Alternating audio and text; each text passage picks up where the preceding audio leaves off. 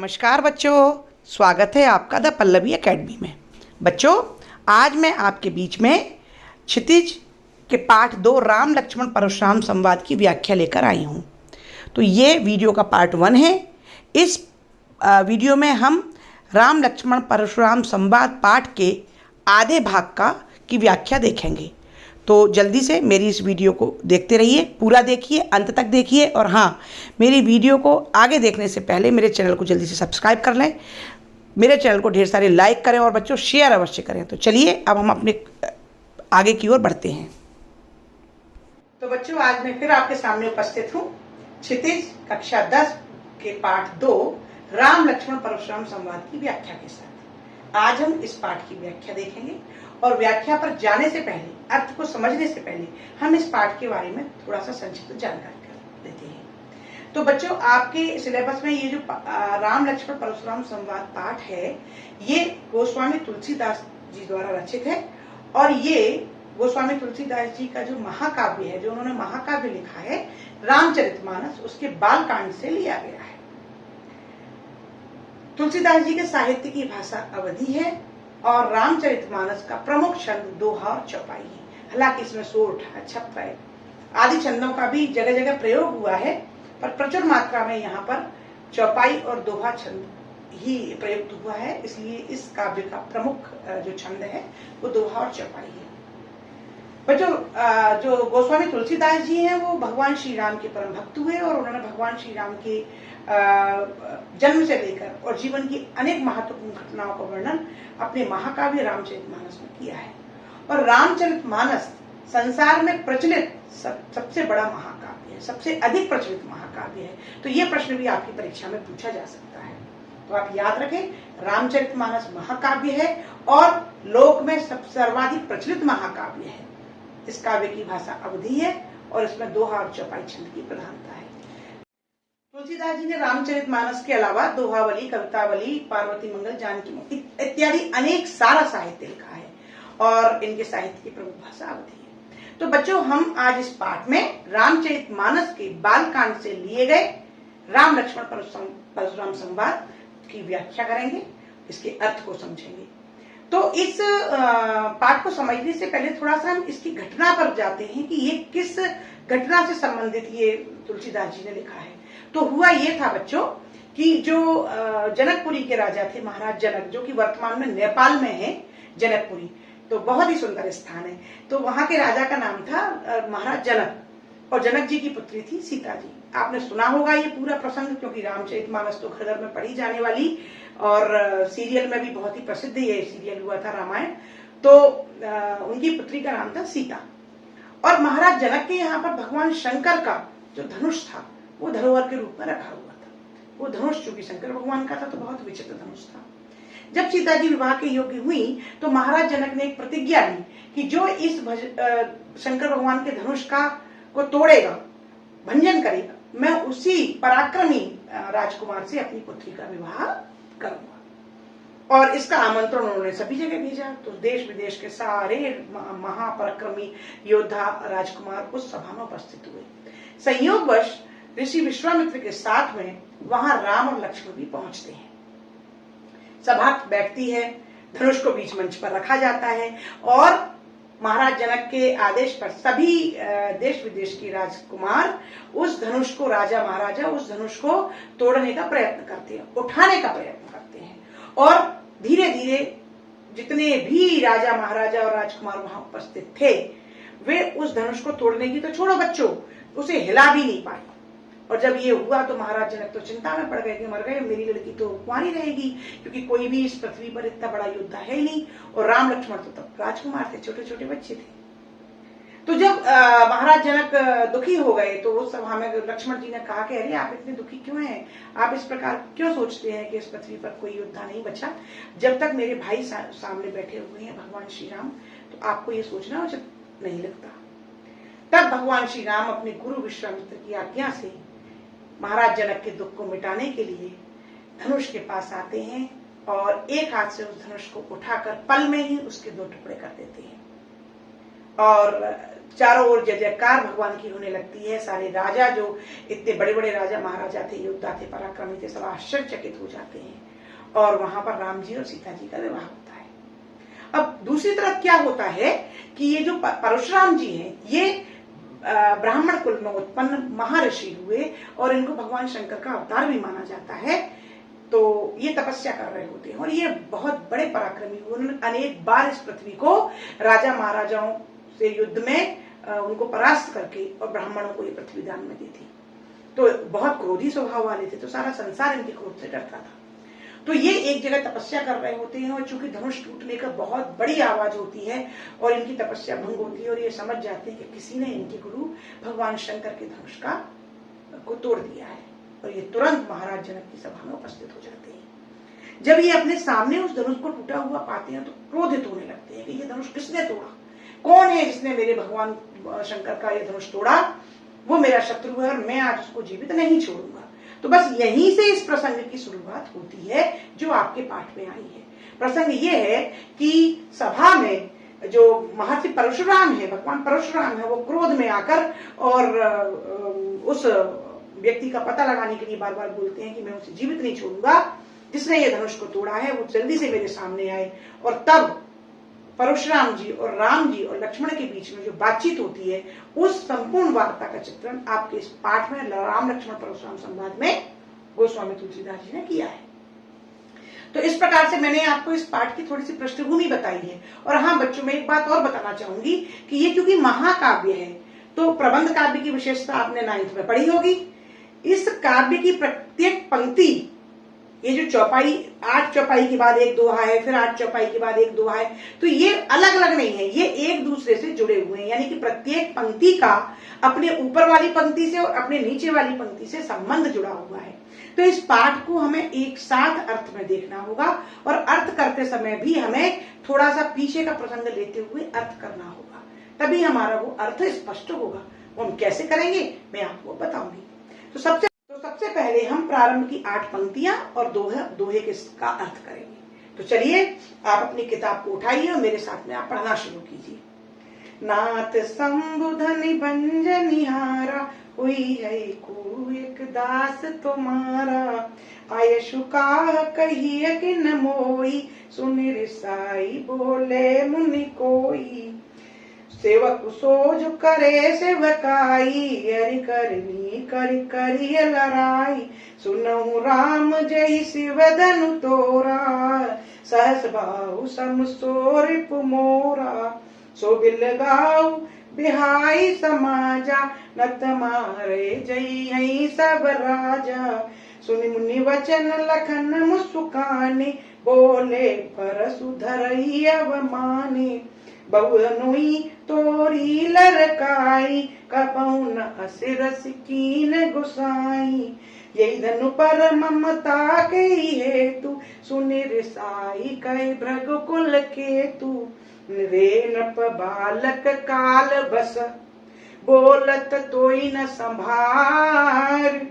धनुई सम त्रिपुरार, धनु विदित सकल संसार। तो बच्चों, ये तर्ज दोहा और चौपाई की थी। आपने अपने आसपास कई बार अखंड रामायण में इस प्रकार की चौपाई की तर्ज सुनी होगी। अब हम इस खंड का, इतनी पंक्तियों का, कठिन शब्दों का अर्थ देख लेते हैं। तो देखिए, शंभु धनु, शंभु मीन्स भगवान शंकर, धनु यानी धनुष।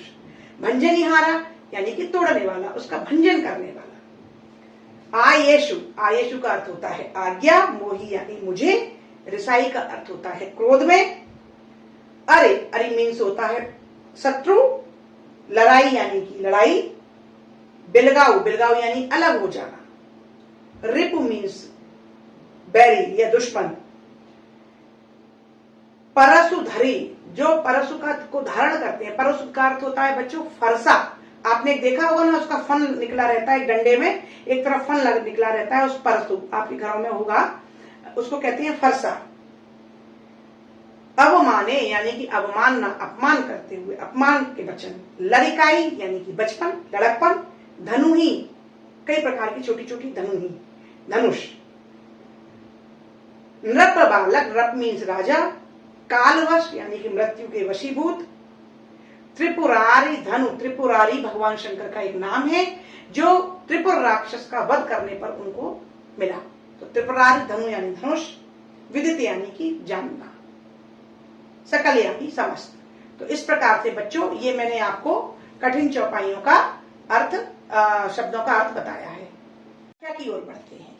तो व्याख्या में आपकी परीक्षा में प्रश्न आएगा कि निम्नलिखित पद्यांश का संदर्भ प्रसंग सहित व्याख्या कीजिए। तो संदर्भ क्या होता है बच्चों?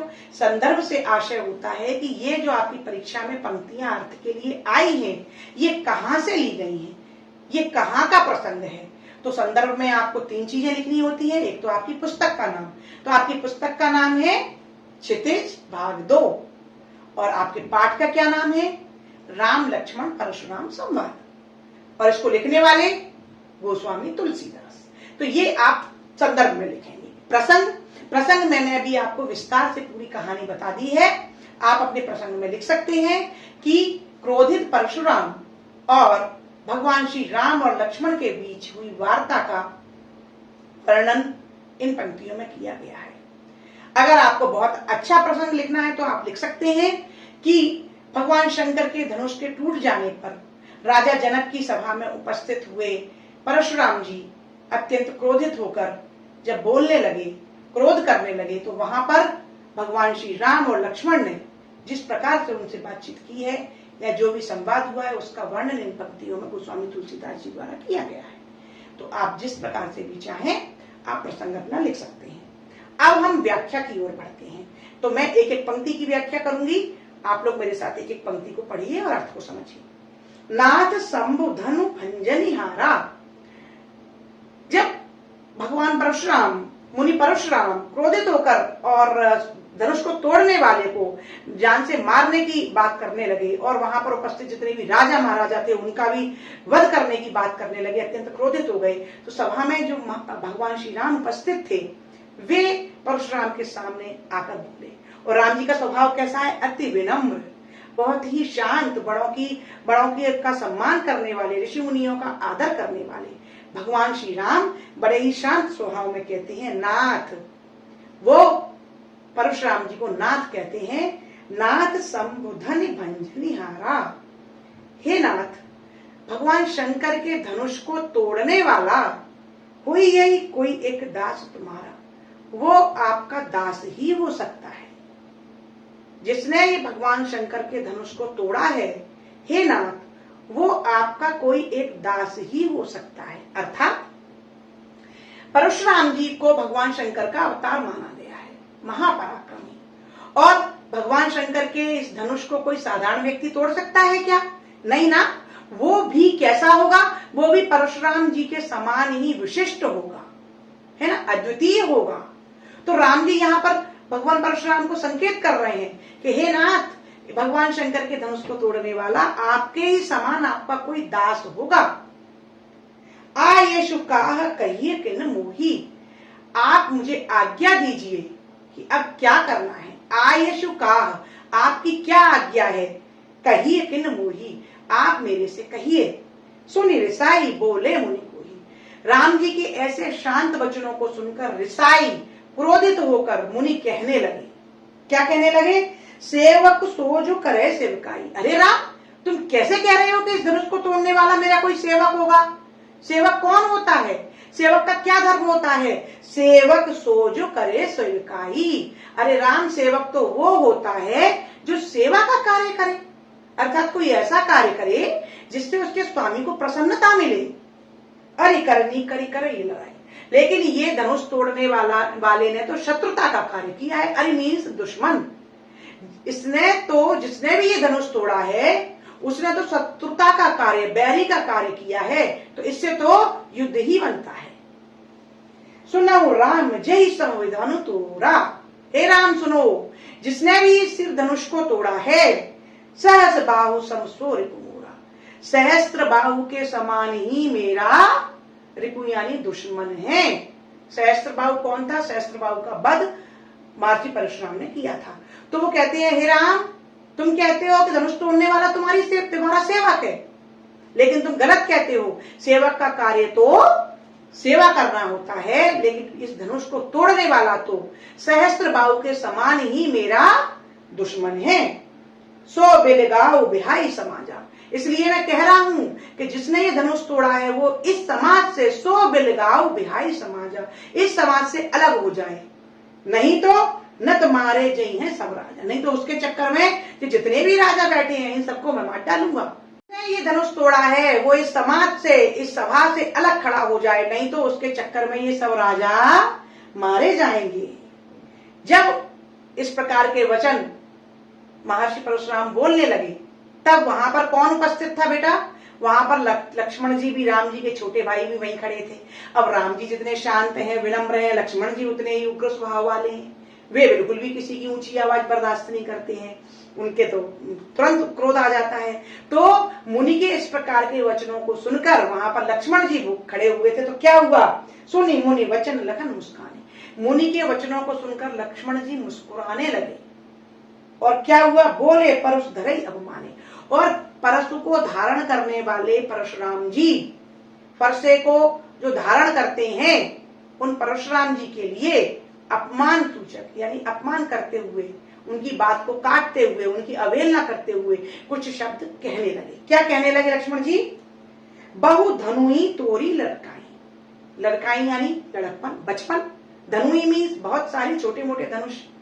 लक्ष्मण जी बोले बहु धनुई तोरी लड़काई, हे महर्षि परशुराम जी, हमने बहु यानी बहुत सारी, अनेक धनुई यानी छोटे मोटे धनुष अपने बचपन में यूं ही तोड़ दिए हैं। क्यों क्यों तोड़ दिए? क्योंकि हम तो राजकुमार हैं भाई, हमको तो धनुष विद्या सिखाई गई, तो धनुष विद्या सीखते समय, अभ्यास करते समय कई सारे धनुष हमने बार बार तोड़े। तो बहु धनुई तोरी लड़काई, हमने अपने बचपन में बहुत सारे धनुष तोड़ डाले हैं। कमाऊ न असिर से कीन गोसाई, लेकिन हमारे ऊपर तो किसी ने भी इस प्रकार की गुस्सा नहीं की, हमें तो किसी ने भी नहीं डांटा कि तुमने धनुष क्यों तोड़ डाला, है ना? यही धनु पर ममता के हेतु, फिर इस धनुष पर ऐसी ममता क्यों है?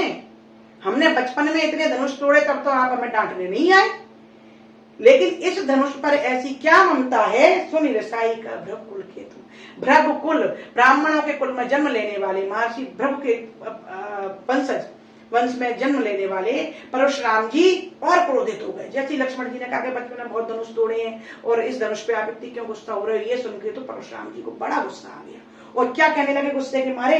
रे नृप बालक काल बस, नृप बालक यानी राजा का बालक, अरे राजा के बालक, लक्ष्मण जी से बोले काल बश, बोलत तो ही ना संभाल, मुझे लगता है कि तू काल के वश है, तू मृत्यु के वश है, यानी कि तेरी मृत्यु आने वाली है, इसलिए तू इस प्रकार बोल संभल कर नहीं बोल रहा है, बोलत तो ही ना संभाल, इसलिए तू संभल कर नहीं बोल रहा।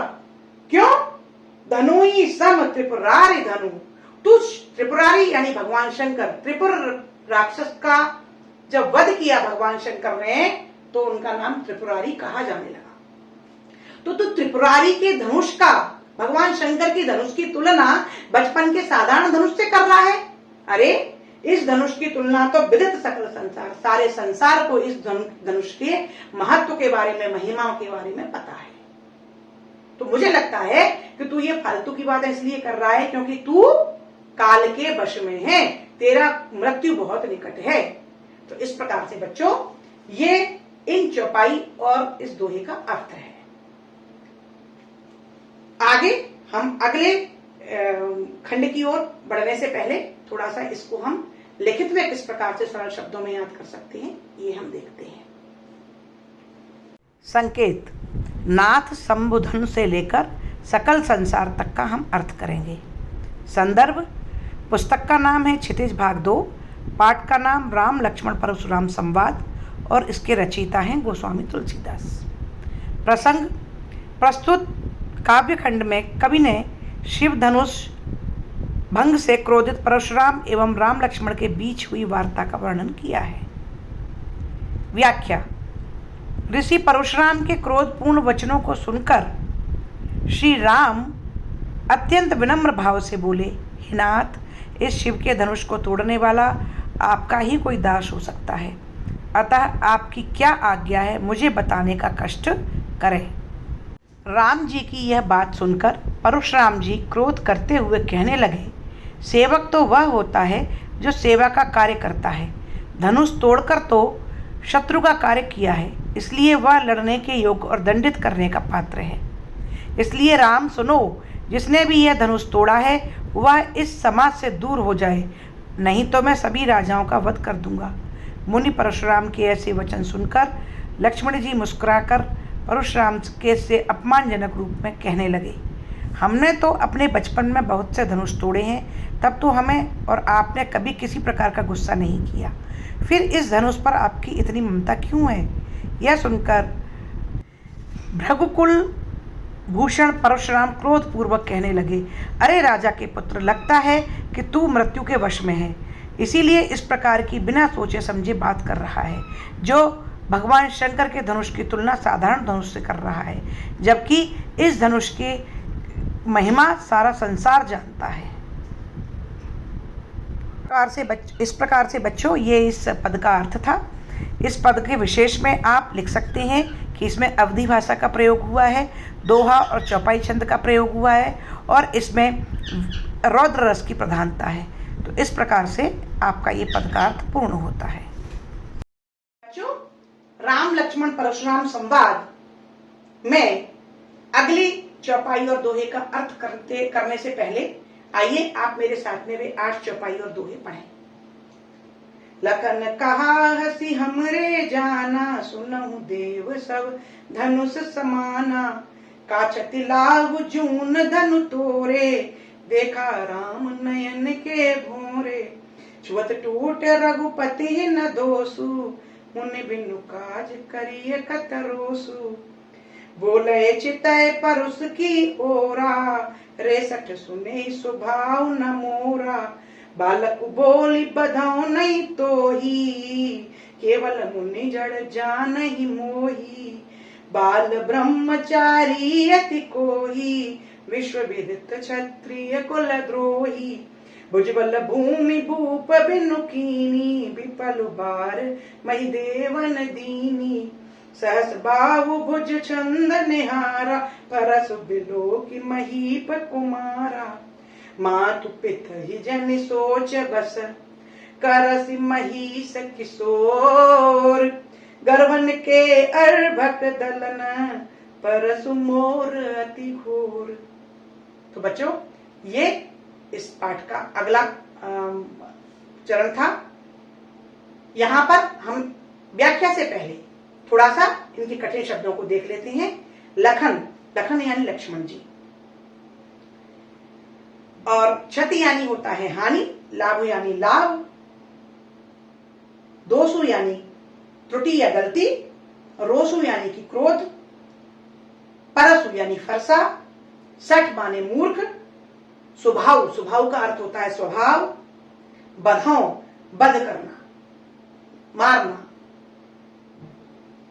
विश्व विदित, विश्व यानी संकाल, विश्व यानी संसार, और विदित यानी जानकारी, भुज बल अपनी भुजाओं के पराक्रम से, भूप यानी राजा, विपुल यानी कई बार, सहस्त्र बाहु भुज, सहस्त्र बाहु जिसका वध परशुराम जी के द्वारा हुआ था, महीप कुमारा राजा के पुत्र, अर्भक, अर्भक मीन्स होता है बच्चा, और घोर यानी कि भयानक। तो ये इन 8 चौपाई और इस दोहे के कठिन शब्दों के अर्थ थे। बच्चों, संदर्भ के बारे में मैंने आपको बता दिया है पहले ही कि इस पाठ का नाम, इस पुस्तक का नाम, पाठ का नाम और इस पाठ के रचयिता। पुस्तक का नाम क्षितिज, कक्षा 10 भाग 2, पाठ का नाम राम लक्ष्मण परशुराम संवाद, और जो रचयिता है वो है गोस्वामी तुलसीदास। प्रसंग, प्रसंग मैंने इससे पिछली 8 लाइनों में बताया था कि क्रोधित परशुराम और राम लक्ष्मण के बीच हुई वार्ता का चित्रण किया गया है। तो बस यहाँ पर पिछले वाले खंड में क्या हुआ था, राम जी भी शुरुआत में थोड़ा सा बोले हैं, लेकिन ये जो 8 चौपाई हैं इनमें केवल लक्ष्मण और परशुराम के बीच ही बात हुई है। तो यहाँ पर बस थोड़ा सा अंतर ये आएगा कि आपको अपने प्रसंग में से यहाँ राम जी को हटा देना है। यदि इन 8 लाइनों में से कोई भी पंक्तियां अर्थ के लिए आती हैं तो आपका प्रसंग होगा कि प्रस्तुत पंक्तियों में कवि ने क्रोधित परशुराम और लक्ष्मण जी के बीच हुई वार्ता का वर्णन किया है। ठीक है बच्चों, अब हम व्याख्या की ओर बढ़ते हैं। तो मैं एक एक पंक्ति का अर्थ बताऊंगी, आप पंक्ति भी पढ़ते जाएं और अर्थ समझते जाएं। जब महर्षि परशुराम ने कहा कि अरे मुझे लगता है कि तुम्हारे सिर पर तो मौत मंडरा रही है, इसीलिए तुम ये फालतू की बातें कर रहे हो, भगवान शंकर के धनुष की तुलना छोटे छोटे बचपन के धनुष से कर रहे हो, तो मुझे लगता है कि तुम्हारी मृत्यु निकट है। जब ऐसे वचन लक्ष्मण जी ने सुने तो लक्ष्मण जी कहां मानने वाले थे, वो भी तो कम नहीं थे, वो भी शेषनाग का अवतार थे, महापराक्रमी थे। तो वो बोलने लगे परशुराम जी की बात को सुनकर कि लखन कहा हंसी हमरे जाना। हंसे लखन ने कहा, कैसे हंसे, हंस के कहा।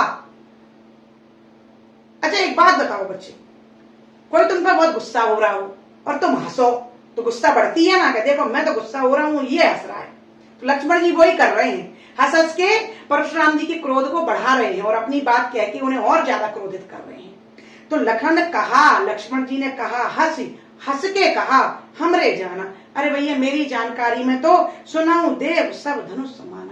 हे देव, सारे धनुष एक समान होते हैं। अर्थात लक्ष्मण जी हंस करके बोले कि हमारे लिए तो सबरे धनुष एक जैसे हैं, कोई अंतर नहीं है किसी धनुष में, चाहे शंकर भगवान का धनुष हो या बचपन का धनुष, हमारे लिए तो धनुष सारे एक जैसे हैं। का क्षति लाभ जून धनु तेरे। अरे महर्षि, इस पुराने धनुष के टूट जाने पर क्या हानि और क्या लाभ। देखा राम नयन की भोरे। राम जी की तरफ देखकर कहते हैं कि राम जी ने तो इसको नया समझा था। चिपक गई पर छुअत टूट रघुपति नहीं दोषु। भैया इसमें राम जी का कोई दोष नहीं है, उनने तो इसको छुआ और ये टूट गया। छुअत टूट, छूते ही टूट गया, तोड़ा नहीं है, है ना। राम जी ने तो इसको नया समझ के छुआ और ये टूट गया। रघुपति ही न दोषु, इसमें राम जी का कोई दोष नहीं है ऋषिवर। मुनि बिनु काज करिए कतरोसु। फिर आप बिना बात में रोषु यानी नाराज, कत यानी क्यों कर रहे हो। लक्ष्मण जी कहते हैं कि हे महर्षि, हमारे लिए तो वैसे तो सारे धनुष समान हैं, है ना, लेकिन इस पुराने धनुष के टूट जाने पर क्या आपका हानि हुई, क्या आपको लाभ होगा, है ना, जो आप इतने नाराज हो रहे हो। फिर राम जी ने तो इसको तोड़ा नहीं, केवल छुआ, लेकिन ये पुराना था इसलिए ये छूते ही टूट गया। अब आप इतनी नाराजगी क्यों दिखा रहे हो। जैसे इतनी बात सुनी परशुराम जी भयंकर गुस्सा हो गए। उन्होंने कहा ये बच्चा कैसी बातें करता है ना।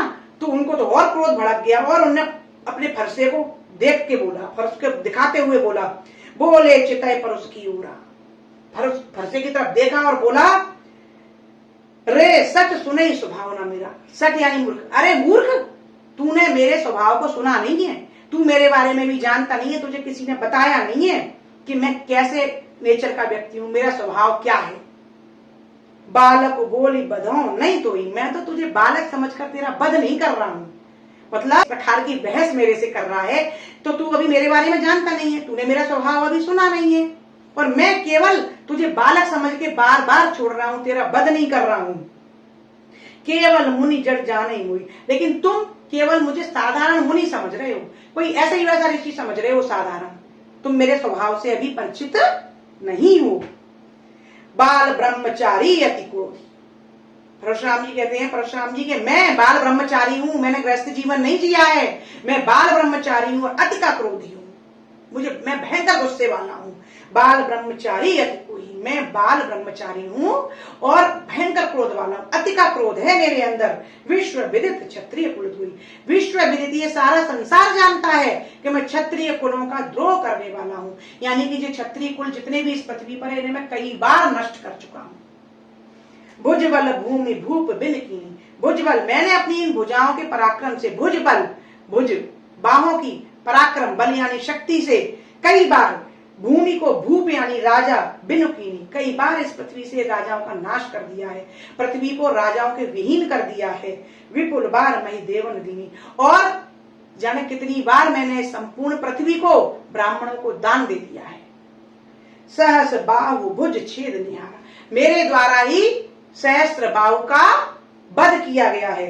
परसु बिलो की महीप कुमारा, महीप यानी राजा। अरे राजा के बालक, इस फरसे को देख। फरसे को दिखाते हुए लक्ष्मण जी से कहते हैं, अरे राजा के बालक, इस फरसे से डर, तू अभी मेरे बारे में नहीं जानता कि मैं कितना क्रोधी हूं। मैंने कई बार इस पृथ्वी से राजाओं को नष्ट कर दिया है। मेरा सारा संसार जानता है कि मैं क्षत्रिय कुल का नाश करने वाला हूं। इसलिए मेरे इस फरसे को देख। मां तू पिता ही जन सोच बस करसी महिष किशोर। महिष यानी राजा के बालक, किशोर यानी बालक। अरे राजा के बालक, मात पिता ही जन सोच बस, तू अपने माता पिता को चिंता में मत डाल, उनको दुख में मत पहुंचा। गर्वन के अर्भक दलन परस मोर तिपोर। गर्वन के अर्भक दलन, मेरा ये जो फरसा है ना, ये इसके डर के कारण गर्भन, जो गर्भ धारण कर किए हुए स्त्रियां होती हैं, जो गर्भ के अंदर जो बच्चे पल रहे होते हैं, अर्भक बच्चे, वो इस फरसे की कुछ के बारे में सुनते ही अपने आप डर के मारे नष्ट हो जाते हैं। मेरा फरसा इतना भयानक है। अर्थात परशुराम जी कहते हैं कि लक्ष्मण, हे राजा के बालक, मेरे फरसे की ओर देखो, ये इतना भयानक है कि शत्रु तो छोड़ो, शत्रु की जो स्त्रियां हैं, जो गर्भ धारण किए हुए हैं, गर्भवती स्त्रियां हैं, इस फरसे के डर के मारे उनके गर्भ में पल रहे बच्चे भी अपने आप डर के मारे नष्ट हो जाते हैं। तो इस प्रकार से बच्चों, ये इस काव्यखंड का अर्थ था। चलिए अब हम इसको लिखित रूप में किस प्रकार से याद कर सकते हैं, आगे हम देखते हैं। संकेत: लखन कहा से लेकर अति घोर तक के पूरे काव्यखंड का हम लोग अर्थ करेंगे। संदर्भ: पुस्तक का नाम क्षितिज भाग 2, पाठ का नाम राम लक्ष्मण परशुराम संवाद, और इसके रचयिता हैं गोस्वामी तुलसीदास। प्रसंग: प्रस्तुत काव्यखंड में कवि ने शिव धनुष भंग से क्रोधित परशुराम और लक्ष्मण से हुई वार्ता का चित्रण किया है। व्याख्या: मुनि परशुराम के क्रोधपूर्ण वचनों को सुनकर लक्ष्मण जी ने मुस्कुराकर कहा, हे मुनिवर, हमारे लिए तो सभी धनुष एक समान हैं। इस पुराने जर्जर धनुष के टूटने से क्या लाभ और क्या हानि। प्रभु राम ने तो इसे नया समझकर छूकर देखा था, किंतु ये तो छूते मात्र से ही टूट गया। इसमें प्रभु राम का कोई दोष नहीं है। फिर आप बिना कारण क्यों क्रोध कर रहे हैं। इतना सुनते ही परशुराम जी अपने फरसे की ओर देखते हुए बोले, अरे मूर्ख, तुमने अभी मेरे स्वभाव को नहीं जाना। मैं तो तुम्हें बालक समझकर मार नहीं रहा, इसलिए तुम मुझे साधारण ऋषि ही जान रहे हो। मैं बाल ब्रह्मचारी और बहुत क्रोधी स्वभाव का हूँ। सारे संसार को पता है कि मैं क्षत्रिय कुल का नाश करने वाला हूँ। मैंने अपनी भुजाओं के पराक्रम से कई बार इस धरती को राजाओं के विहीन किया है और ब्राह्मणों को दान कर दिया है। मैंने इस फरसे से सहस्त्रबाहु का वध किया है। इसलिए ए राजा के बालक, तू अपने माता पिता को दुख या चिंता में मत डाल, मेरे फरसे की ओर देख। यह इतना भयानक है कि इसके भय से दुश्मन की गर्भवती स्त्रियों के गर्भ में ही संतान मृत्यु को प्राप्त हो जाती है। तो बच्चों, इस प्रकार से मैंने आपको इस काव्यखंड का अर्थ बताया है। तो बच्चों, मैं अगली आने वाली वीडियो में आपको इस पाठ का जो बकाया जो शेष खंड बचा हुआ है उसकी व्याख्या करने बताऊंगी, क्योंकि ये वीडियो बहुत लंबी हो रही थी। तो आप अगली वीडियो को देखना ना भूलें। मैं उसमें आपको इस पाठ के व्याख्या और प्रश्नों का अभ्यास भी कराऊंगी। तो मेरे चैनल को लगातार देखते रहने के लिए प्लीज़ मुझे जल्दी से जल्दी सब्सक्राइब करें, और हाँ, मेरे चैनल को ज़्यादा से ज़्यादा बच्चों तक शेयर करें और लाइक अवश्य करें। बच्चों, आपके उज्जवल भविष्य के लिए बहुत बहुत शुभकामनाएं। धन्यवाद।